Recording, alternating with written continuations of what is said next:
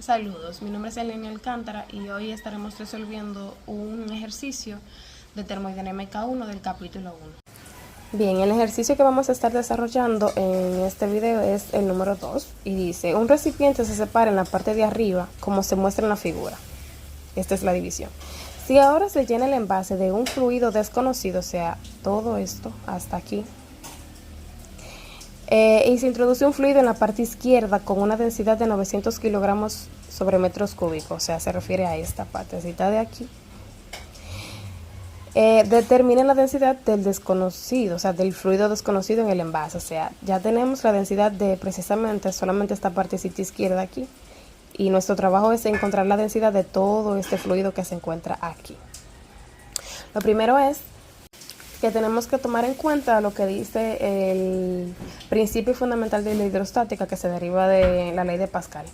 Y esto hace referencia a que si tenemos dos puntos dentro de un mismo fluido, pero con la característica de que este fluido esté en reposo y que estos dos puntos estén a la misma altura, entonces la presión tanto en A como en B, que serían los puntos seleccionados, entonces la presión en ellos dos es la misma o es igual. Y con esto teniéndolo claro, entonces empezamos a tomar en cuenta todas las presiones que hay sobre dichos puntos. Convenientemente vamos a colocarlos aquí en el fondo y empecemos a enumerar todas las presiones que influyen sobre nuestros puntos. Empezamos con el punto A, que está en el lado izquierdo. Entonces la presión en el punto A va a ser igual a la presión atmosférica, que es la que tenemos aquí arriba, en el exterior, más la presión del fluido conocido, que es esta de aquí, más la presión del fluido desconocido. Estas son las tres presiones que tenemos: la atmosférica, la del fluido conocido y la del fluido desconocido en el lado izquierdo. Ahora pasamos con la presión en el punto B, que estaría en el lado derecho. Entonces la presión en el punto B sería igual, de igual forma tenemos la presión atmosférica, ya que el envase está destapado. Tenemos la presión y solamente la presión del líquido desconocido, o sea, del fluido desconocido. Entonces, como mencionaba anteriormente, si decimos que al tomar los dos puntos que se encuentran dentro del mismo fluido a la misma altura y que este fluido esté en reposo, significa que estos dos puntos entonces son lo mismo. Con esta igualdad, entonces empezamos a desglosar nuestra ecuación para poder encontrar precisamente la densidad de fluido desconocido, que es de lo que se trata el ejercicio. Entonces, como es una igualdad, decimos que la presión A es igual a todo esto, lo colocamos así mismo, presión atmosférica más la presión del fluido conocido más la del fluido desconocido del lado izquierdo. Es igual entonces a todo lo que tiene que ver con la presión en el punto B, que sería la atmosférica, más la presión del fluido desconocido, pero del lado derecho. Hacemos esta igualdad y como tenemos la presión atmosférica en ambos lados de nuestra ecuación, podemos simplificarla. Y nos quedaría la presión del fluido conocido más la del desconocido del lado izquierdo es igual a simplemente a la presión del fluido desconocido del lado derecho.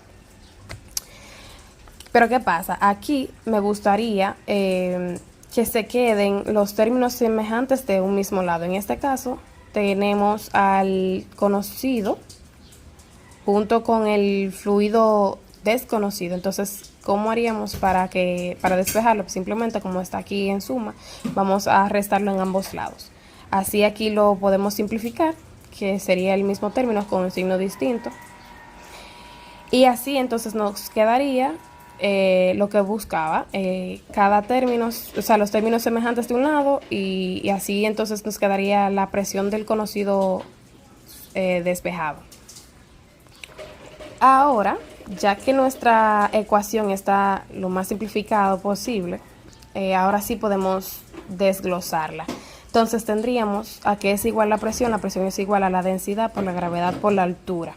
Y esto mismo vamos a hacerlo en ambos lados. De este lado, si conocemos la densidad, también el valor de la gravedad y la altura del lado conocido. Eso es lo que voy a hacer ahora.